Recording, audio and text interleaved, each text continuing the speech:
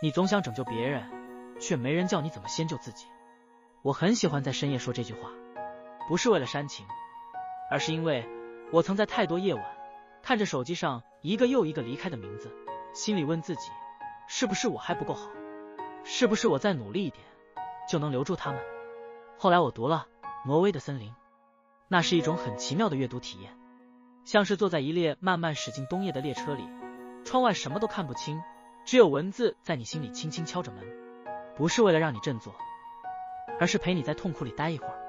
那是村上写的青春，也是我们每个人都经历过的一种迷路。我想和你聊聊这本书，但不是聊它的文学性，也不是分析人物结构，而是想用它来聊一聊我们自己，如何面对失去，如何照顾自己，如何走出幻觉式的关系。我们一起花点时间，把这些故事拆开看看，也拆拆自己。你准备好了吗？有些人不是你不够爱，而是你还没学会好好爱自己。我曾经以为爱就是陪在一个人身边，无论他多糟、多沉默、多痛苦，就像渡边陪着直子，他从未真正拥有过他，却把自己交给了他的情绪波动。他觉得只要他够温柔、够耐心、够坚持，他就会好起来，但他没有，他终究还是走了。这是很多人爱情的幻觉，我可以救他。你是不是也有过这种时候，明知道对方把你当成一块情绪海绵，但你还是不舍得离开？你总觉得再撑一下对方就会变好，你再多做一点就可以被需要、被爱。可是你不知道的是，当你不断耗尽自己去爱一个无法回应你的人，其实是在和自己的界限对抗。你把所有力气都用来拯救别人，却从没学会怎么安抚自己内心那个总是委屈的小孩。这不是你的错，我们从小被教导要善良、要体贴，却没人教我们如何建立情感的边界。在心理学上，这叫过度共情型依附。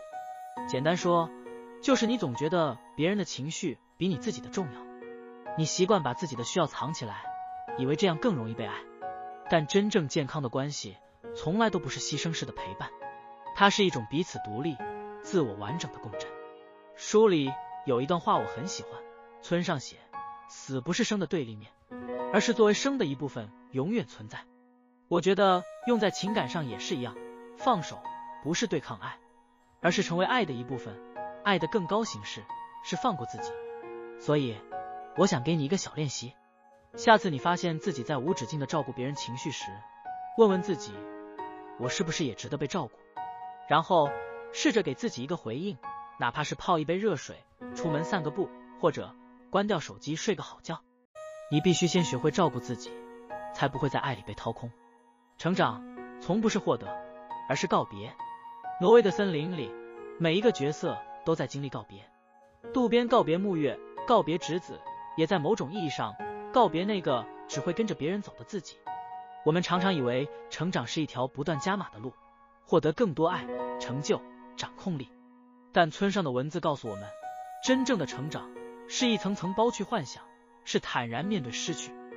你还记得你第一次真正失去某个人的时候吗？那种夜深人静突然袭来的空洞，像是整个心脏被抽空。你翻遍所有聊天记录、照片，甚至想象无数种对方回来的可能性。你告诉自己，没关系，只要我够好，他就会回头。可他没有。你开始明白，不是每段关系都有结果，不是每个你爱的人都会爱你。那个时候痛不痛？当然痛。但也正是那个时刻，你的自我意识开始觉醒。你第一次意识到，我必须为自己活一次。这也是我想跟你说的另一个方法论。面对告别时，不要急着好起来。疗愈是一个温柔而缓慢的过程。你要允许自己伤心，允许自己反复，允许自己不完美。可以试试写一封信，给那个离开的人，写下你还没来得及说的话。不需要发出去，也不用保存太久，只是让你的情绪有个出口。你会发现，很多时候压垮我们的不是失去，而是压抑。还有一点也很重要，当你放下一个人，不是因为他不重要了，而是你开始愿意为自己腾出空间。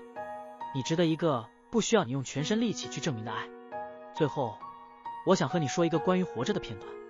村上在书里写，哪怕是世界上最孤独的人，也一定会在某个清晨看到窗外的阳光。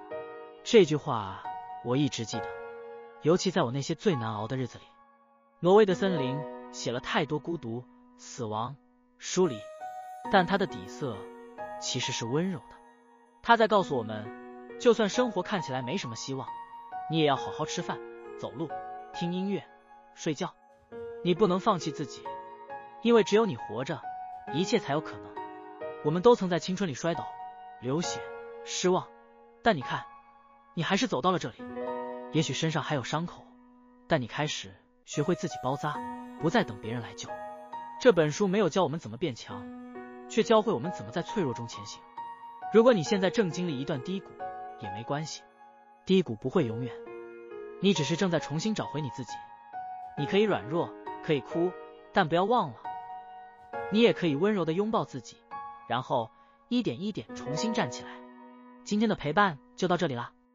如果你听完有共鸣，也欢迎在评论区和我说说，你最近有没有经历一段需要放手的关系，或者有没有哪句话刚好说中了你心里的一个角落。